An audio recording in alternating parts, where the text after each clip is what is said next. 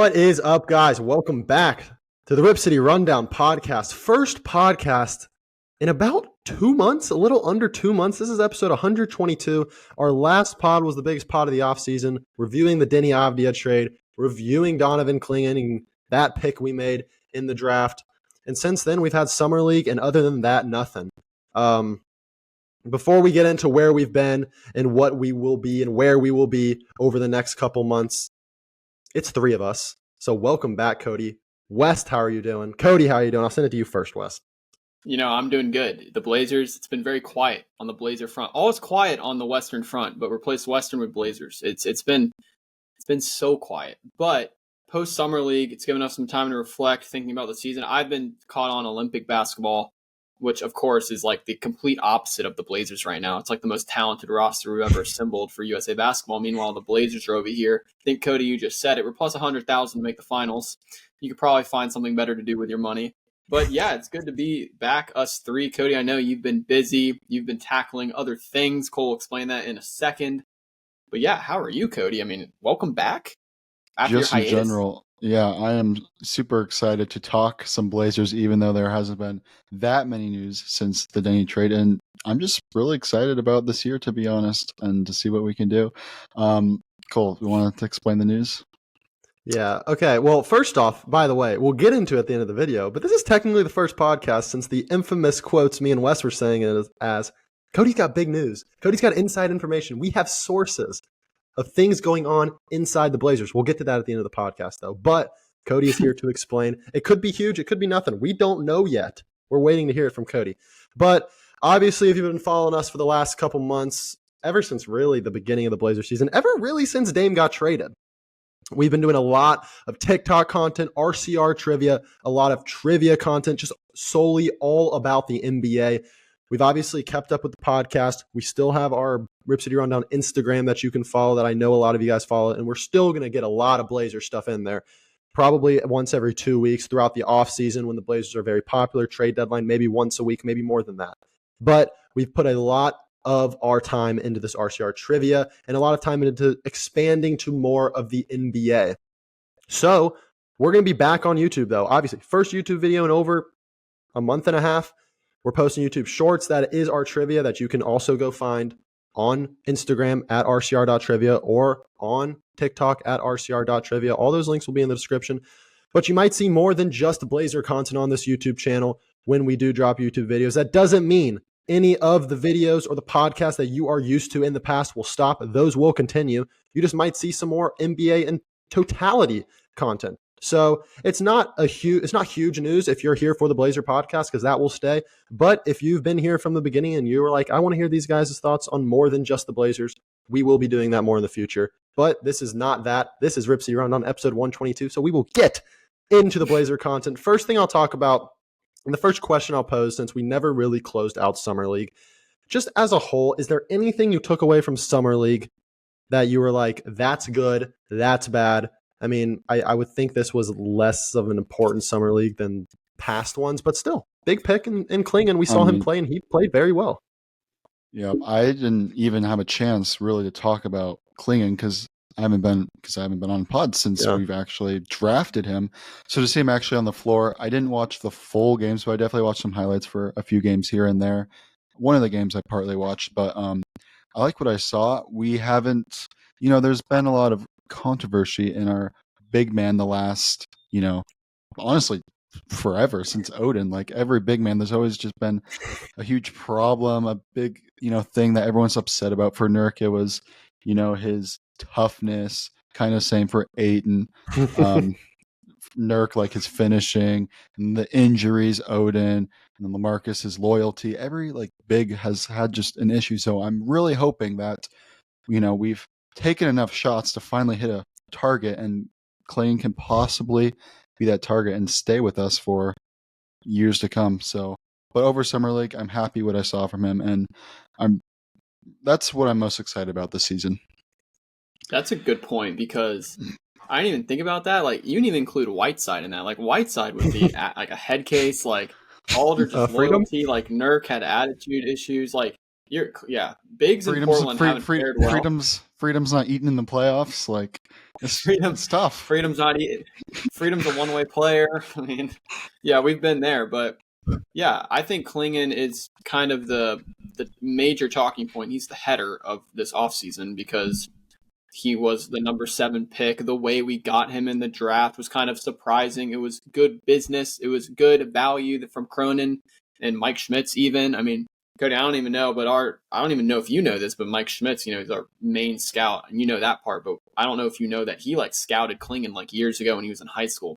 Schmitz kind of feels like he has the ability to kind of go get his guy, and he picks him out pretty early. I mean, he even had, if you go back in his Twitter, he has great things to say about Denny before he came over from Washington, so he kind of leaves crumbs, huh?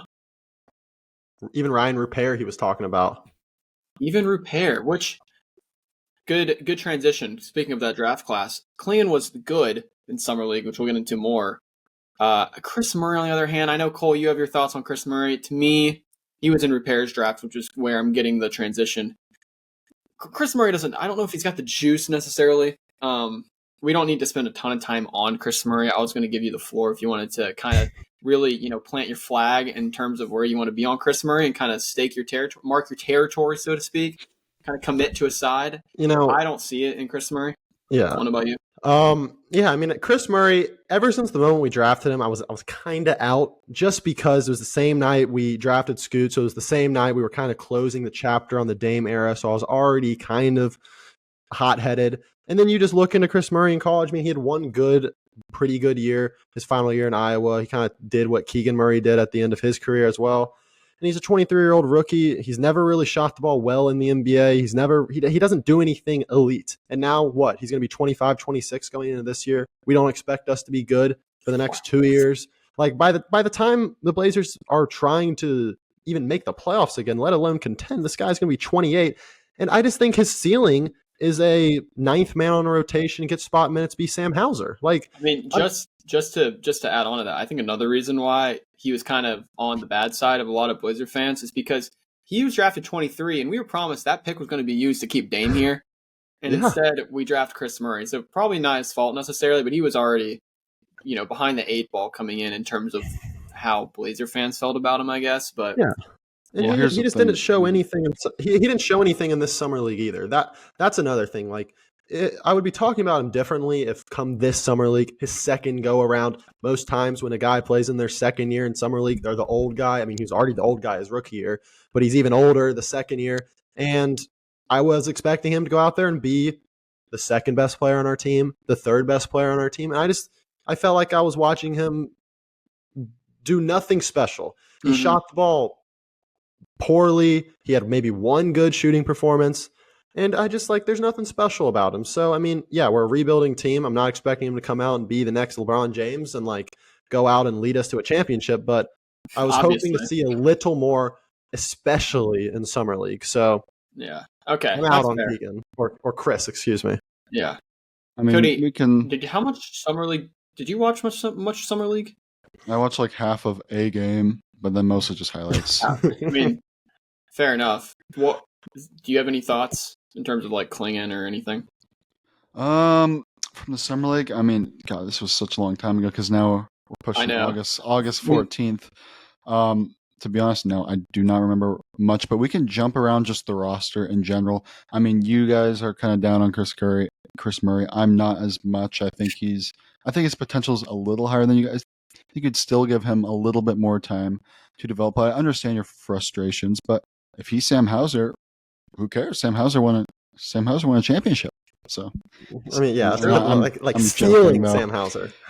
I'm joking though, but we can just jump around. I think it'd be beneficial for our time here if we can just jump around the roster and just give a 30-second just rant thoughts on the players, whether that's summer league or last year, just your overall excitement on them going into the season. I'll start with Denny, just the most exciting one, I'd say. What do you guys think? I think it's to share. Give a rating. Give a rating out of 10. Out of 10? Excitement. Okay. So even though Jeremy's a better player than Chris Murray, you don't need to scale it to that. You know what I'm saying? Yeah. I mean, I think Denny I mean, I don't know about out of 10, like 8 or 9, I guess, but like he's top 3 of I'm I think it's close. I think the top 4 I'm most excited to watch this year, I'll just say it, is Scoot, Shaden, Denny, and Klingon, because that seems to be kind of the core. Ant, I know what he is. Grant, of course, we know what he is. Ayton, we know what he is. But those 4 are who I'm looking at. And you said Denny. I think I'm most excited to watch Klingon. In terms of what I saw in Summer League, I was really impressed because the defense was there, the rim protection was there, even the playmaking was there. And again, it's tough for the people watching this. Like everyone's like, oh, he shot bad, like he didn't play good, and it's like he's playing with he's playing with guards who can't make an NBA roster. Like it's going to be different when he has Simons, when he's rolling off a Simons screen. This amount of space he's going to have. I mean, of course, he might get met at the rim by NBA guys in the first 2 weeks. Like, I'm not saying he's going to be Victor out of the gate. And even Victor, like, shot like crap in the Olympics. And Chris Paul's going to help Victor out. Like, you need good guard. It's a guard-driven league, maybe a wing-driven. It's not a big-driven league is what I'm saying. And Jokic and Embiid are exceptions to that. Like, Ayton's never going to be a number 1 option. And so Klingon's a complementary player. And that's kind of what you saw in the draft this year, a lot of complementary guys. But I think Klingon is someone who... You guys agree with that? With Klingon? Yeah. Yeah, I mean, I think Klingon's not a guy that you are going to say, give him the ball, you're our best player, go give us a bucket. Like, I think we know that. But I think he's a perfect. The reason I was so high on the pick, and the reason I was like, this guy, I think, could be the first overall pick. And even though we already have a guy that we traded for in Ayton that, like, probably at the time we were hoping could be our future guy. Like, I don't care. Get Klingon if you can.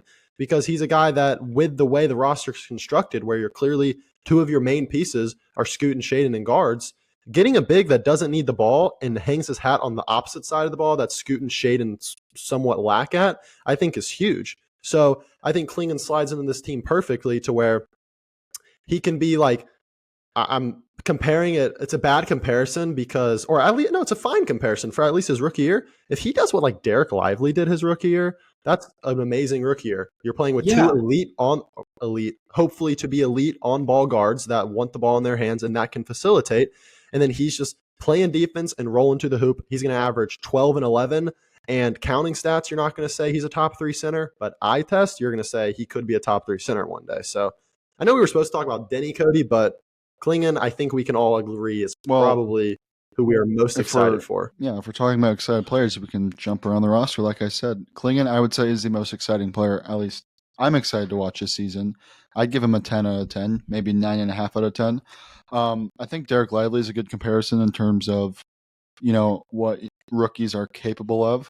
But like, what's like a good player mold comparison? Because I almost like he's a strong center. Like he's pretty heavy, really muscular. Yeah. He's not like a skinny Chet type build. He's kind of like, do I give him a Nurk type build with different attributes in terms of Nurk's better passer, but Klingon could. Yeah, it's tough because he's 7'2", and typically guys like that big who don't have like the range shooting are kind of like, oh, they're gonna it's tough for them to be successful. And a player comp is really hard. I feel like he's 280. He's 280. I mean, honestly, this could be a terrible comp, but like, if our guards can become like competitive, pick and roll guys, like he could do some like Capella Houston stuff. I'm sure, kind of like because he's a lob threat. Like we can talk about things like Ayton's going to start. The things that Klingon bring to the table that Ayton doesn't have is Klingon is a better rim protector. And he's taller. I mean, Ayton's probably the better scorer at, obviously he's the better scorer. We're not projecting right now because we're just, like, as they are now, but Klingon's playmaking is better. Capella had none of that, but I don't know. What I like about Klingon being the most exciting to watch for me, and the reason why I said that is because I feel like rookie bigs are much easier to like grade than guards. Like Scoot is so hard to like analyze as a point guard. You have to do so much. Like Klingon, it's going to be pretty black and white. Like, did you defend the rim well tonight? And were you efficient scoring when you got the ball from 3 feet from the rim? Whereas Scoot is like, you could have shot bad, but did you make the right reads? And that takes more of an advanced eye when you watch these games. It's much more difficult for guards coming into the league. So that's why I'm excited to watch Klingon, because it's going to be very obvious to see if he's like hitting his check marks, I guess. Yeah. I like the Capella comp offensively, and then I think like he's got a higher defensive potential. Like he really could be like a Wemby, right? I'm kidding. I was literally gonna say like a Gobert defensively, like that. Yeah, good. But he's better on his feet, so I don't think he's a guy like Gobert that's gonna get like Klingon's gonna project to. He's gonna be able to hit a 3 down the road. No, yeah, that's why offensively or defensively, I'm saying like he's got Gobert level potential. And that's true, because on ball it might not be great, but like in terms of like roaming around the baseline at the rim, like yeah, I could see that. And then yeah, he was taking some threes in summer league, which I thought was good to see, no matter how he shot him. But going to Denny here real quick. Denny, when it comes to excitement, like I feel like I know what I'm about to get from Denny, and I'm excited to see it. Anticipation wise, he's probably like 4th because I'm like more excited and I'm anticipating it more to see what Klingon can do. The hopeful jumps of Shaden and Scoot as well, and like kind of needing one of those to take a jump. But I'm excited to like just see a steady forward presence, especially small forward. Like we had a steady presence in Jeremy. Like he's been steady the last 2 years. He was steady when we were trying to be good for the first 4 months when he got here. But we haven't had that as a 3 at a 3 since. I mean, you can call Harkless or Aminu steady, but like Denny's better than them. Denny, I wouldn't say. I mean, he's 23, so his ceiling it can get better. It really can. 23. It can generally get so much better. However, I am going to have to agree with you that I think Simons and Sharp have a higher potential ceiling jump. Like I generally think, like Simons, you know, I'm not going to say like he could turn into like, okay, this is a stretch, but like a Shea type player, that dominant offensively, and he'd have to improve defensively. I'm just saying. Theoretically, if we're talking about improvements, he could get to that level. I don't think Denny could get to necessarily that level just because of his mold and his structure on the NBA floor is more set, and it's just going to be, can you get your 3-point percentage up, kind of little stuff like that. Like guards, it's kind of easier, I feel like. Well, also, I feel like Denny's kind of his jump was this past year in Washington. He really kind of took off this past year, and like I don't know It'll be. I was thinking what you're saying, Cole. Like the last step, and of course, like I'm not going to overreact that Denny's the next Nick Batum, but you got to go back to Batum probably to find a 3 that was a steady for the Blazers. Yeah. Because post Batum, we're looking at Aminu, Harkless, and then we get into 3-guard lineups since freaking 2018, and you're like, and look at Batum. I wonder why we finished 29th in defense every year. But Batum's still in the league today. That's just how steady he is. He's still in the league today. Batum. In fact, he was playing against LeBron James in the finals. Yeah, he got cooked by Curry on that last shot. But I don't know. It's good to have a 23-year-old at the forward position who's still growing, but I don't know. It's just I'm not saying like Jeremy, like you said, Jeremy's a much better player than Denny, but Jeremy, I think, doesn't fit the identity of the team long term as much. And I'm not just talking about age. I'm talking about like Denny can like he can compete athletically with this team. Like Scoot and Denny can run like similarly a fast break. Like Denny can grab a rebound and go. Like Jeremy is kind of like your guy. Like, oh, I got to get the ball at my spot, break the defense down. If we wanted to be just, I mean, the Blazers are probably going to be one of the most fun teams to watch this year because it's just going to be athleticism and we're going to lose 60 games, but it'll be fun to watch, Yeah. So I don't know. I'm excited about Denny. He seems though like he's lower on my I'm excited to watch list just because he's a complimentary player, and so is Klingon, but Klingon's like our draft pick. Yeah. But for me, 1-2 are the guards, especially. I don't know. Are you taking Scoot or Sharp more in terms of who you're more excited to watch? Excitement, I'd say Sharp. I think he has more room to grow. I don't know, man. I think it's close. Yeah, go ahead. Well, I was going to talk about something else, but so you can give your thoughts. Well, let's jump into Scoot and Shaden real quick, because I think the biggest thing going into this next season is, do you get a jump from Scoot or Shaden? Because if we're in the same spot next year and you don't get a jump from, I think more so Shaden than Scoot, because this is year 3 for Shaden, and I feel like it's very rare for someone to not like break out until their 4th year and then be good consistently. But like if you're looking at one of those two, like I think it's pretty paramount that you see a jump next year. And a jump doesn't mean resulting in wins. It means like, I'm trying to come with a comparison to a bad team. Like I think we can all see like Brandon Miller like showed last year he will probably be a all-star caliber player for the next for a 5-season stretch in his career. Like if we can see that from Scooter Shaden, then I'll be extremely happy. If we don't see it, then I'll start asking questions and be like, these are our guys. We need you. So I have a question for you or for both of you, because the mantra this season is not hashtag can Scoot grow. It's hashtag capture the flag. That's kind of our mantra this year. So I have a question. Would you rather see Scoot and Shaden both take big leaps, or we get Cooper Flag in the draft next year? I mean, that's so hard because I mean, I would rather get Cooper Flag in the draft just because he's like the best American prospect since Zion, probably hyped up wise, and that's 5 years right there.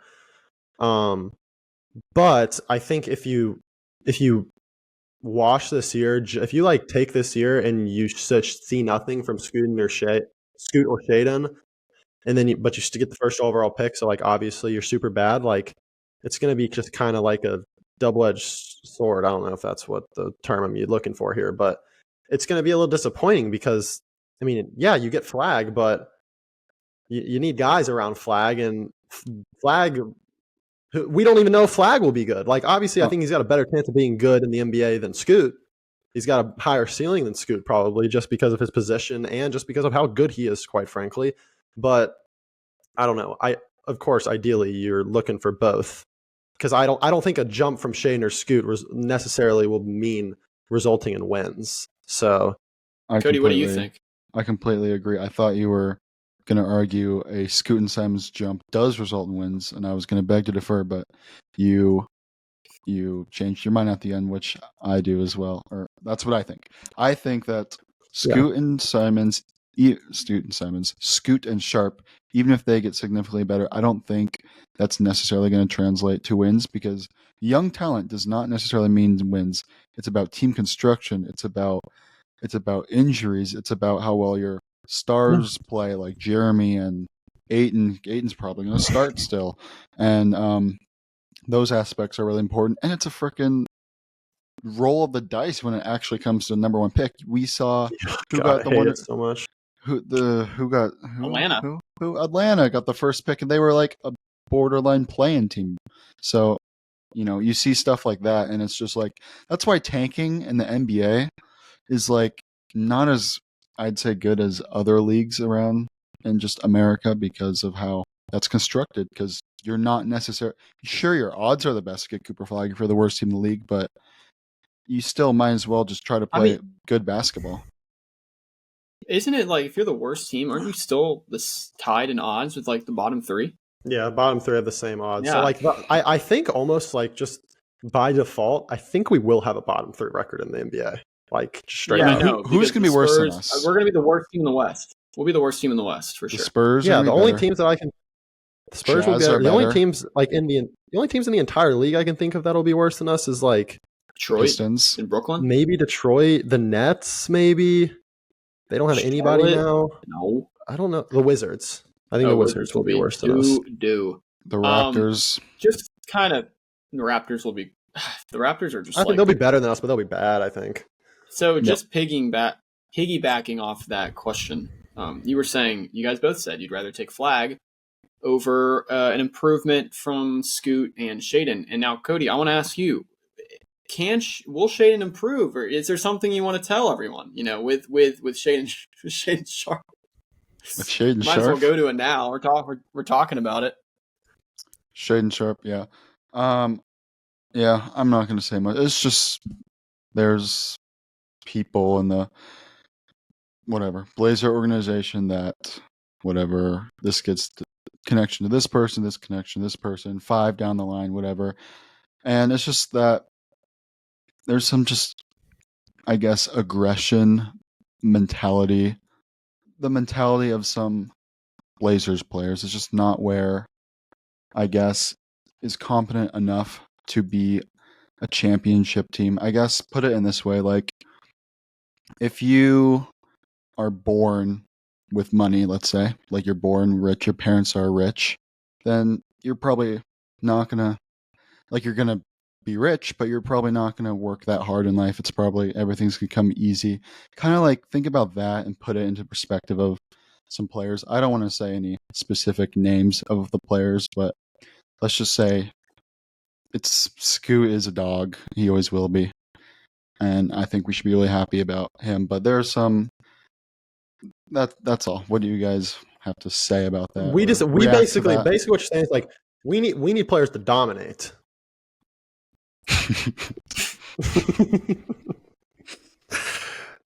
That's what I hear. And apparently some people say they dominate and they just don't dominate. Well, thank you, Cody. And for those that were listening, that's kind of the news. And you can do your own research, but Cody is obligated to not basically he can't get too detailed.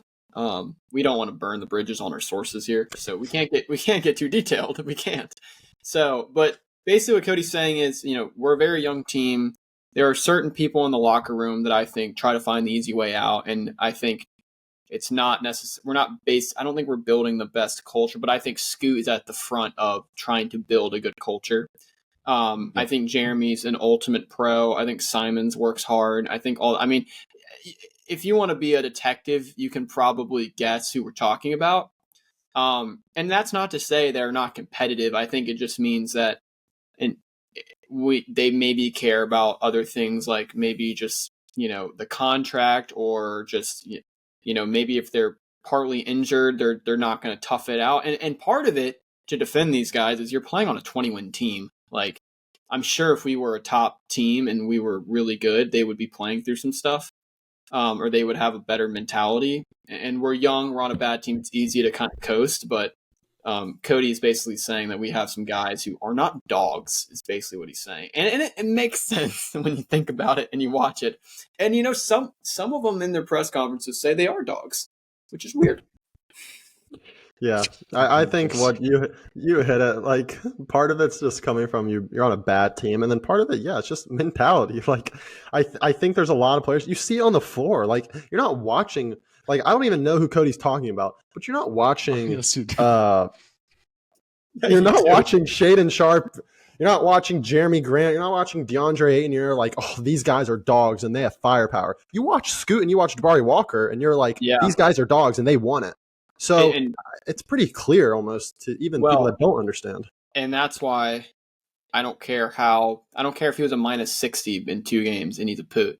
Scoot Henderson is a dog. And for the people that think, basically give him the benefit of the doubt, because like he has the makings of a star. Like, you have to have that supreme confidence in yourself. You have to have the mentality of like, I'm that guy, but I also have to work extremely hard. He has all that. Like he's cut from the same cloth that Dame was, and that this cloth does not include talent, because there's a giant abyss between Dame and Scoot in terms of talent at this point. But I'm just saying that Scoot, I would not be mad if Scoot became the face of the Blazers one day, is what I'm saying. I would not be mad at all. And it almost give me vibes of like going from like, I don't know.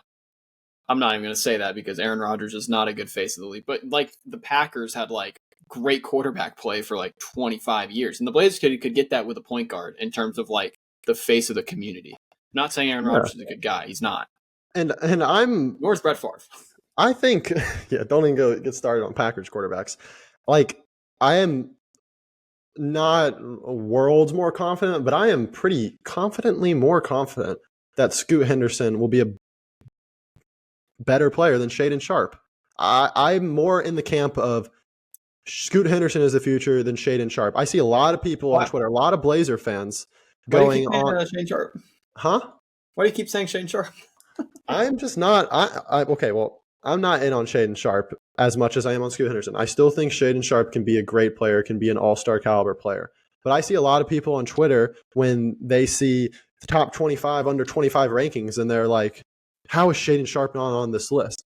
No one's saying how is Scoot Henderson not on this list, but I think there's a lot of consensus among like big time Blazer fans that show themselves on social media the most, that I see their reaction the most. This could not be from the diehard Blazer fans. This is just the ones that I see the most. And they're thinking Shaedon Sharpe is going to break out and average 25 points per game this year or next year. And I just we haven't seen any of that to prove that Shaedon Sharpe will do that. And if you take me back to the final 10 games of the 2022-2023 regular season where he averaged 22 points per game in 40 minutes against bad teams, then fine. If that's what makes you think you're going to be a good player, then that's you. But we've seen a lot of Brandon Williams was averaging 17 points per game during that time too, and he's out of the league. So I'm not taking that time as like the big, this is why Shaedon Sharpe will be good. I'm looking at just like I'm looking at attitude. I'm looking at kind of just, yeah. What? Cody, I have a question. Would you say in terms of like mentality, do you think people that like can't go to a game because their driveway's too icy, you think they're dogs? Yeah, that was a public story. That's fine. He's talking about Deandre Ayton. Look, it's not even, I don't even need to say this. Like, I think it's common knowledge that Ayton is just soft. Like, let's just get that out of the way. And to be honest, he's probably a big trading piece. Oh, you heard it here first, guys. This is a good transition point to, I guess, like the least exciting players to watch this league, the ones that could potentially be gone. I'm putting Jeremy Grant. What? I'm putting Jeremy in that. I'm putting Jeremy there. Let's go to the least exciting players, Deandre Ayton. Okay, well, let's be honest. Trade value, he's with Klingon. I wouldn't be saying this if we didn't draft Klingon. We just drafted a center. Like we saw Scoot came, Dane was out. I'm with you. Here comes Klingon. Are you taking Ayton or Nurk? I'm taking Nurk, honestly. No, I don't know. But Whoa. No, I don't know. But basically, we've done our fair share of basically, let's talk about Ayton. We haven't really talked about him during this podcast. With Klingon here, we still have Robert Williams. Where do you see Ayton? Does he start? Does he stay all year? Does he start all year? Does he go at the trade deadline? Do we try to trade him? He's still young, 2018 drafted. He's like approaching not even halfway through his career. So what do we think about? Because personally, in my camp, sorry, I'm going on a rant here, but tangent. You're good. But I'm not an Ayton fan. I'm not gonna lie. I was a Nurk fan. Nurk's gone. Ayton came. I was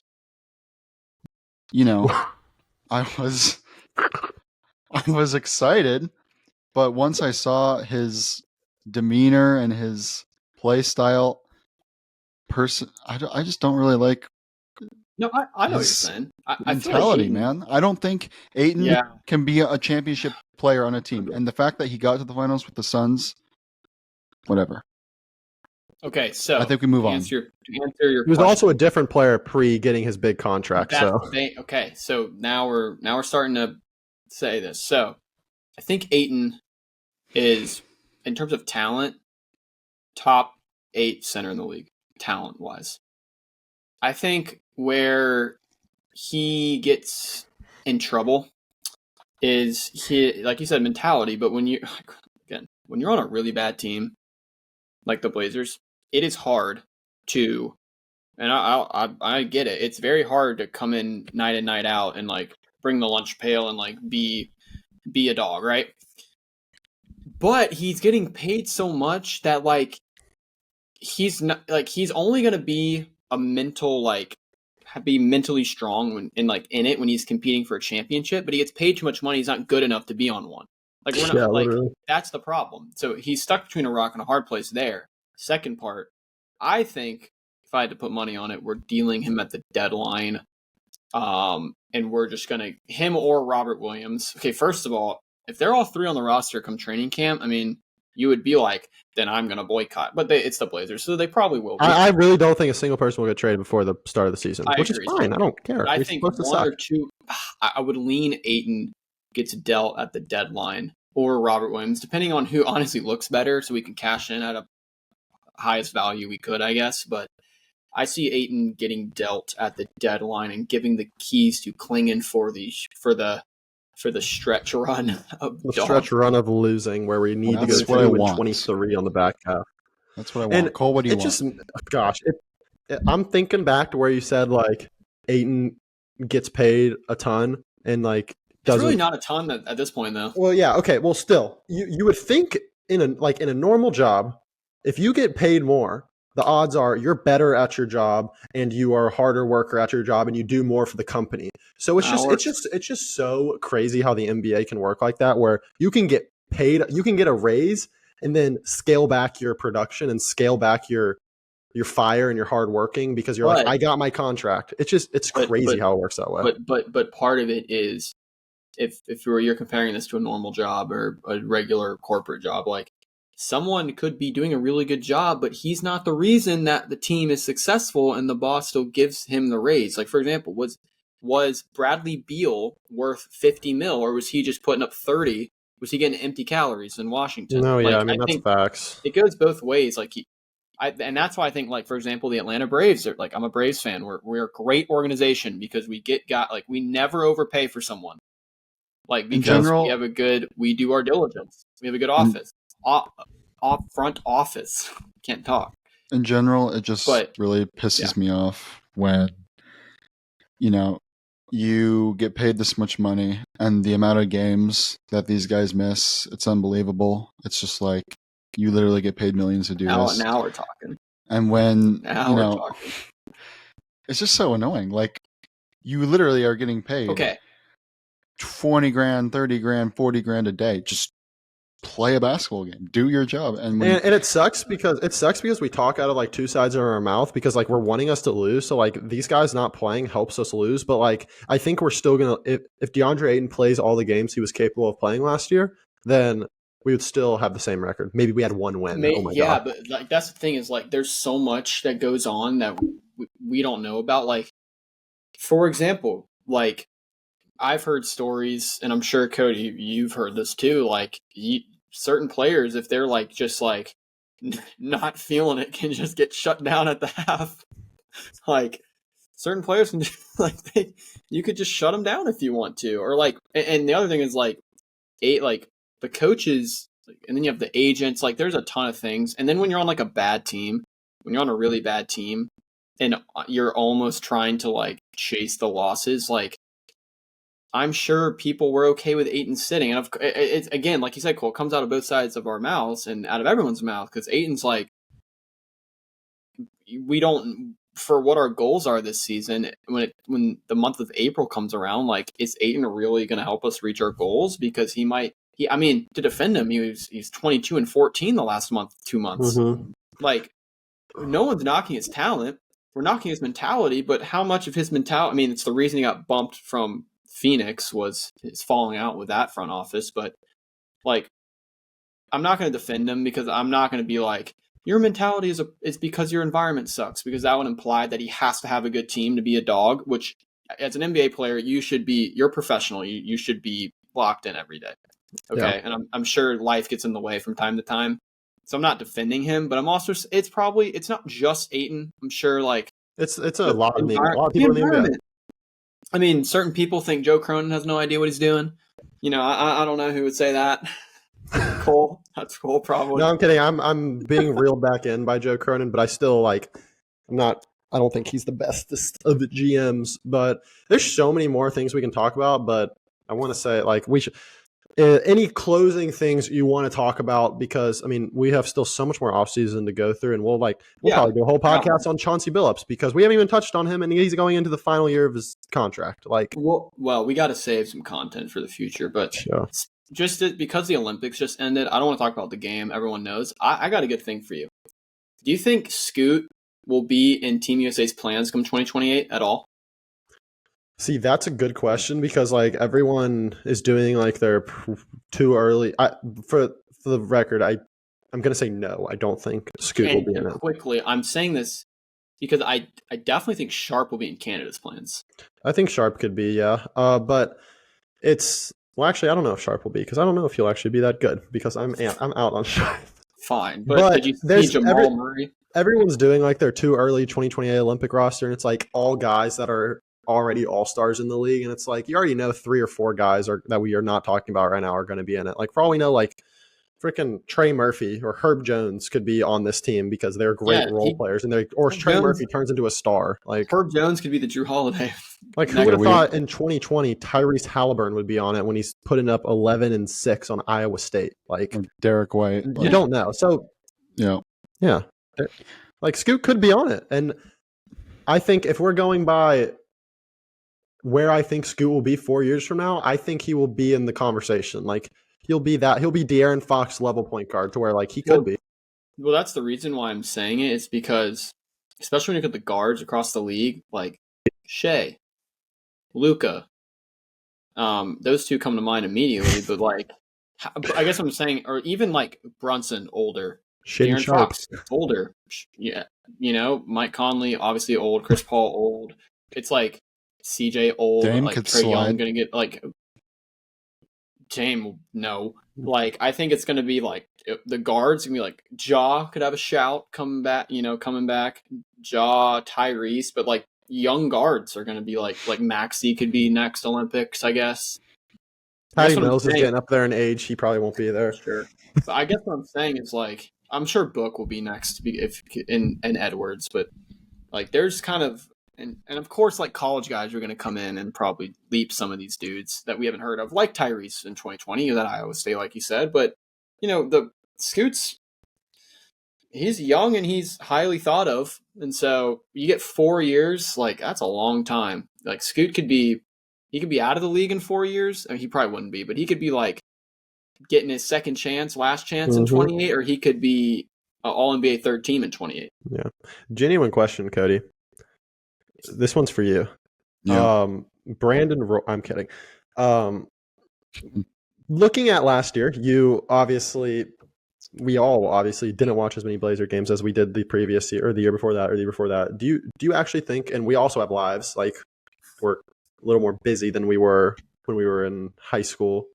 Do you think you'll watch more Blazer games this year than you did last year? Or do you think it'll be kind of the same amount? Like two? Like two. Maybe try 20. Yeah, no. I'd say no shot.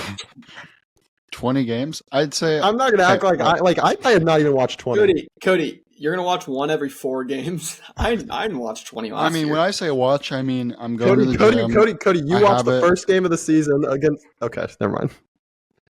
I walk into the gym. I have my app, my NBA app. I have my phone. Look at my background. It's a spade. Inside joke.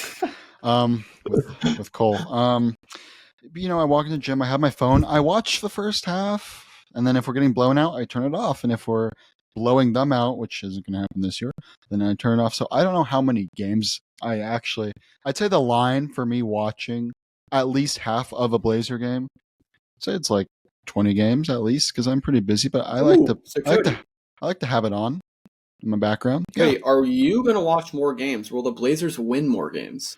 Okay, that is huge. Let's talk about the line. Let me go to betting odds right now and see what the Blazers line is. You guys can take a stab. Are you going on MyBookie?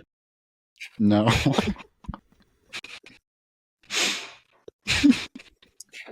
I think the line's like 21, 21.5%. Wait, should we get into our best bets segment? Yeah, that's good. Well, my best bet are for the Phillies to choke because they're down 3-0 in the first inning. Nice.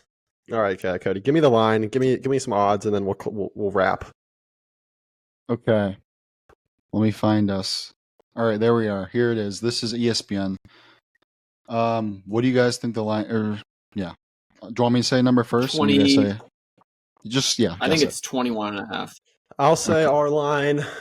21.5 is a great line. It's low. I'll say 23.5. And West, you are on the dot, on the nose, 21.5.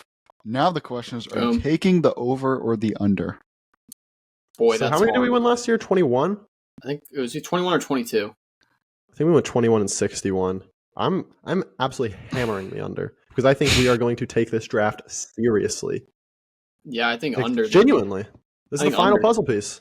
Gosh, you remember when we started 0-3 last year? We got our first win in Toronto. Yeah. You remember that? I was watching that game on my phone, and like Scoot kind of was playing in the fourth, I remember. and like we won. And I remember just when the Blazers win a close game, you're just like, you get so amped like 5 minutes, and in my head, I'm like, all right, okay, we'll just get it back to 500, 3-3. We'll start fighting, and then we were like 3-22. It's like, all right. You were thinking the Blazers are legit. I'm taking the over. I think we got like 23 wins or 24. What a season. Okay.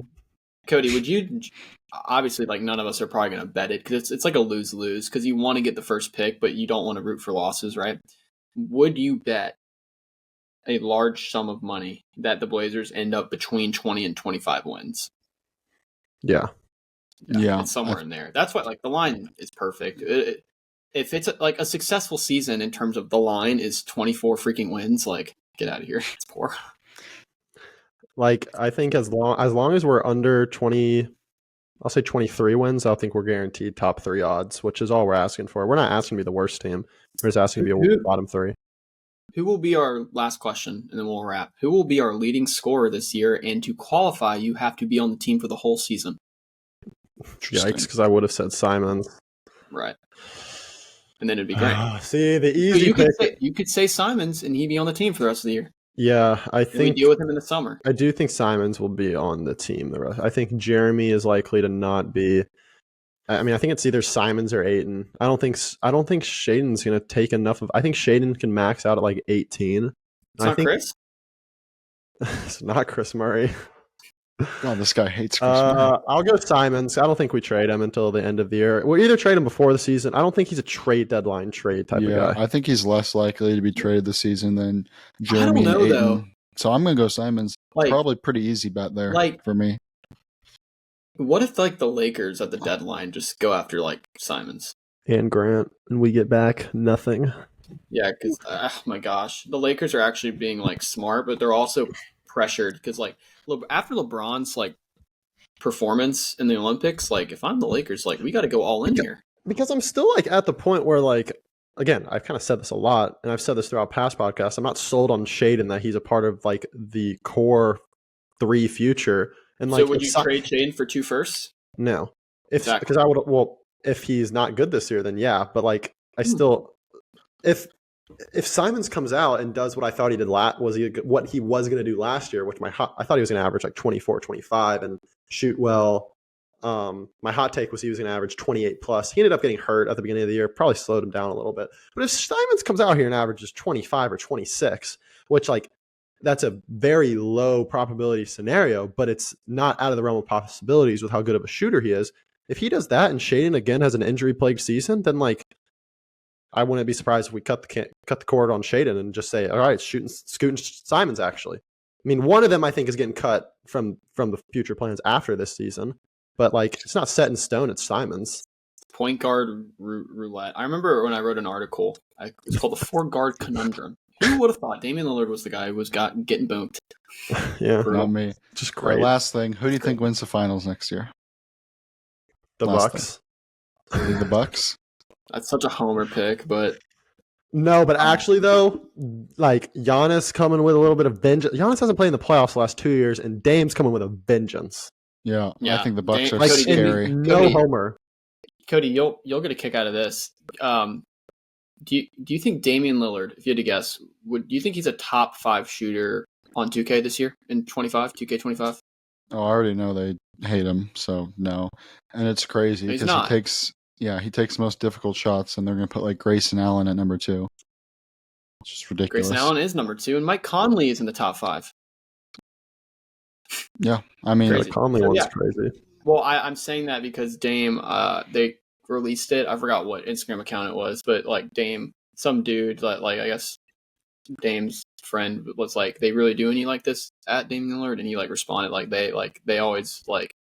So I don't know. He seems locked. I mean, speaking of video games, what? When your job is to, bring up the ball, ask for the pick, drive to the basket, and space the floor, separate the defense, then yeah, your 3-point percentage ain't gonna be so hot. I'm sure Grayson Allen has higher. I'm sure Grayson Allen and Mike Conley have as high or a higher 3-point percentage than Steph Curry, but Steph's Steph, so they're just going to put him in 99 because whatever. But which is fine. I think he deserves that. But yeah, this shows the Dame hate. But yeah, I love it when Cody gets amped. Love it. Speaking of video game ratings, Cody, did you know Daniel Jones is a starting quarterback in the NFL? So you would think he's top 32 in Madden ratings. He is not for quarterbacks, which is it just shows how these video games are crazy. Because let's not act like Daniel Jones isn't at least a top 25 quarterback, if not top 20. If you have a household name, you're going to be good. Like they're top 10 guys in NFL by position. And you're like, what? Like I get it, but like. You're old and like Bobby Wagner. Gosh, I'm so anti Bobby Wagner. It's unbelievable. Okay, but this is not about Madden. This is about the Blazers, and that's all we got today. Next podcast, you should see one more this month of August. Wouldn't be surprised. Like you never know, the Blazers could make some moves, but I don't know. Is August? August is kind of the slowest time for the NBA, and Joe's just been in hibernation. Joe's been in hibernation. Yeah, Joe. Joe's actually still on that same walk. Yeah, just don't even get me started on that. Gosh, that was the most frustrating night of my life. But yeah, that's all we got, guys. Hope you enjoyed it. Make sure to go follow our trivia pages on TikTok, Instagram. Make sure to like the shorts, like the videos, and look out for more YouTube content in the future, not just about the Blazers. So if you also listen on Spotify, go over to YouTube too. So thank you guys for listening. Peace.